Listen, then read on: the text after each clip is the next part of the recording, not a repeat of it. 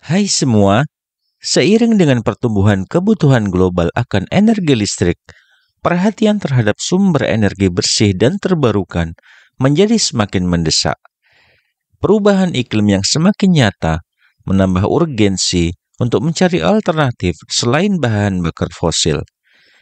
Di antara berbagai opsi yang tersedia, seperti energi matahari, air dan angin, energi panas bumi, atau geotermal, muncul sebagai pilihan yang menjanjikan. Tahukah Anda, ternyata Indonesia merupakan negara penghasil energi panas bumi terbesar kedua di dunia ini. Bagaimana Indonesia bisa menduduki peringkat tersebut dan bagaimana memanfaatkannya? Akan kita bahas pada video kali ini. Namun sebelum melanjutkan, jangan lupa untuk subscribe terlebih dahulu channel ini agar tak ketinggalan info menarik lainnya. Energi panas bumi memiliki potensi besar yang tersebar di sepanjang Ring of Fire, daerah yang kaya akan aktivitas tektonik. Di dunia, negara dengan cadangan panas bumi terbesar mencakup Amerika Serikat, Indonesia, Jepang, dan Islandia. Indonesia sendiri memiliki sekitar 30 hingga 40% dari total cadangan energi geotermal dunia, menjadikannya salah satu pemain utama dalam sektor ini. Namun, meskipun potensinya besar, pemanfaatan global energi panas bumi masih relatif kecil. Hanya sekitar 7% dari total kapasitas yang ada telah digunakan untuk pembangkit listrik. Ini menunjukkan bahwa masih banyak peluang yang belum dimanfaatkan dalam industri energi panas bumi. Islandia adalah contoh sukses dari negara yang telah memaksimalkan penggunaan energi panas bumi. Terletak di antara lempeng tektonik Amerika dan Eurasia, Islandia memiliki akses melimpah ke sumber daya panas bumi. Berkat kebijakan yang berpihak pada energi terbarukan sejak krisis minyak pada tahun 1970-an, Islandia kini hampir sepenuhnya bergantung pada energi terbarukan untuk kebutuhan listriknya. Keberhasilan ini tidak hanya membantu Islandia mengurangi emisi karbon, tetapi juga menarik perhatian negara-negara lain, termasuk Indonesia, untuk belajar dan mengadopsi teknologi yang sama dalam upaya mengoptimalkan potensi energi panas bumi mereka. Islandia pernah mengalami krisis energi, dan pada masa krisis tersebut, Islandia mengambil langkah berani dengan menggantikan minyak bumi dengan tenaga hidro dan panas bumi yang melimpah di negaranya. Meskipun krisis minyak berakhir pada tahun 1980-an dan negara-negara lain kembali menggunakan minyak bumi, Islandia tetap konsisten dalam mengembangkan sumber energi terbarukan. Konsistensi ini membuahkan hasil yang gemilang. Dengan 99,9% energi listrik Islandia saat ini berasal dari sumber energi terbarukan. Sebanyak 27% dari energi tersebut berasal dari panas bumi. Sementara 72% sisanya dihasilkan dari tenaga hidro. Keberhasilan Islandia dalam memanfaatkan energi terbarukan menjadikannya contoh banyak negara di seluruh dunia. Mereka telah berhasil mengubah tantangan menjadi peluang dengan memanfaatkan kekayaan alam yang ada di wilayah mereka. Islandia tidak hanya berhasil mencapai kemandirian energi, tetapi juga keberhasilan menjaga lingkungan dengan meminimalkan emisi karbon. Langkah-langkah inovatif dan kebijakan yang visioner telah membawa Islandia dari ketergantungan pada bahan bakar fosil menuju era energi bersih dan terbarukan, menjadikannya pemimpin global dalam bidang ini. Keberhasilan Islandia dalam mengembangkan energi terbarukan telah menarik perhatian berbagai negara, termasuk Indonesia. Negara kepulauan ini memiliki potensi panas bumi yang sangat besar, namun baru sebagian kecil yang telah dimanfaatkan. Saat ini, total kapasitas pembangkit listrik tenaga panas bumi di Indonesia mencapai 2.286 MW. Dengan 17 PLTP tersebar di berbagai provinsi, salah satu PLTP tertua dan bersejarah adalah PLTP Kamojang di Jawa Barat yang mulai beroperasi pada tahun 1978.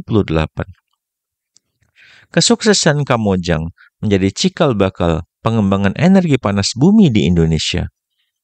Pada tahun 1926, pemerintah kolonial Belanda telah melakukan eksplorasi awal terhadap potensi panas bumi di Kamojang. Mereka melakukan pemboran dangkal pada 5 sumur, dan hingga saat ini, sumur-sumur tersebut masih mengeluarkan uap panas bumi. Fakta ini menunjukkan bahwa energi panas bumi merupakan sumber energi yang berkelanjutan dan stabil.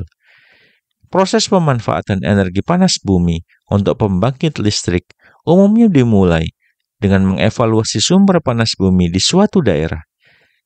Jika panas bumi tersebut menghasilkan uap air atau steam, maka uap tersebut dapat langsung digunakan untuk memutar turbin pembangkit listrik. Dalam pemanfaatan energi panas bumi, steam atau uap air diarahkan langsung ke turbin untuk menghasilkan energi listrik. Setelah proses pembangkitan selesai, steam tersebut dialirkan ke kondensor untuk dikondensasi menjadi air, yang kemudian dapat didaur ulang menjadi uap lagi secara alami. Sistem ini memungkinkan siklus penggunaan energi yang berkelanjutan dan efisien. Potensi energi panas bumi di Indonesia memang sangat besar, namun pengembangan dan pemanfaatannya masih membutuhkan perhatian lebih, baik dari segi teknologi maupun investasi, agar dapat dimaksimalkan seperti di Islandia. Untuk menghasilkan listrik dalam sistem geotermal, diperlukan 3 elemen kunci: panas, fluida, dan permeabilitas. Permeabilitas adalah kemampuan air untuk bergerak bebas melalui batuan di bawah tanah. Indonesia memiliki banyak prospek energi geotermal, namun tidak semua potensi panas buminya dapat diproduksi karena kendala seperti rendahnya permeabilitas dan suhu. Di negara maju seperti Amerika Serikat, kondisi ini diatasi dengan penggunaan Enhanced Geothermal System atau EGS. EGS bekerja dengan membuat retakan pada batuan panas dan menginjeksi air dingin bertekanan tinggi untuk menciptakan reservoir panas bumi. Cara kerja EGS melibatkan pengeboran 2 sumur, yakni sumur injeksi dan sumur produksi. Setelah sumur injeksi dibuat, cairan dimasukkan ke dalamnya dengan tekanan cukup tinggi untuk membuat atau memperluas retakan di dalam batuan panas bumi. Retakan yang terbentuk memungkinkan air yang diinjeksi untuk berubah menjadi uap panas di dalam batuan. Uap panas ini kemudian diambil melalui sumur produksi dan digunakan untuk menggerakkan turbin uap yang menghasilkan energi listrik. Dengan demikian, EGS mampu mengatasi kendala yang menghambat pemanfaatan penuh potensi energi geotermal di Indonesia dan berbagai negara lainnya. Proses pembentukan energi dari panas bumi dimulai ketika retakan pada batuan panas bumi telah tercipta. Melalui sumur injeksi, air dimasukkan ke dalam retakan tersebut, di mana panas alami bumi mengubah air menjadi uap. Uap panas ini kemudian diambil melalui sumur produksi dan diarahkan ke turbin uap untuk menghasilkan listrik. Teknologi ini, meskipun menjanjikan sebagai sumber energi bersih, masih menghadapi berbagai tantangan yang menghambat pertumbuhannya secara global. Salah satu tantangan utama dalam pengembangan pembangkit listrik tenaga panas bumi atau PLTP adalah biaya yang sangat tinggi. Proses pengeboran ke dalam kerak bumi memerlukan investasi besar, sementara hasilnya tidak selalu dapat dipastikan. Selain itu, waktu yang diperlukan untuk membuat sumur uap panas cukup lama, sehingga menambah resiko bagi para investor. Kebijakan dan regulasi juga sering menjadi hambatan signifikan, seperti yang terjadi di Amerika Serikat, di mana perizinan untuk pengeboran sumur panas bumi jauh lebih rumit dibandingkan dengan sumur minyak. menyebabkan proses pembangunan PLTP berjalan lambat dan kurang menarik bagi investasi. Selain dari segi teknis dan regulasi, bentuk energi panas bumi yang berupa uap panas menambah kompleksitas dalam distribusinya.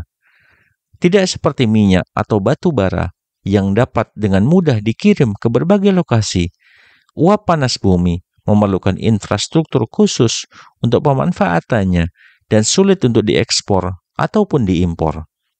Hal ini membuat panas bumi lebih cocok untuk konsumsi lokal, membatasi potensialnya untuk menjadi komoditas global. Meskipun demikian, dengan potensi besar yang dimilikinya, terutama di negara-negara yang berada di lingkar cincin api seperti Indonesia, pengembangan lebih lanjut dan investasi dalam teknologi panas bumi tetap menjadi area yang penting untuk masa depan energi bersih. Bagaimana menurut Anda? Silahkan tulis di kolom komentar. Sampai bertemu di video menarik lainnya.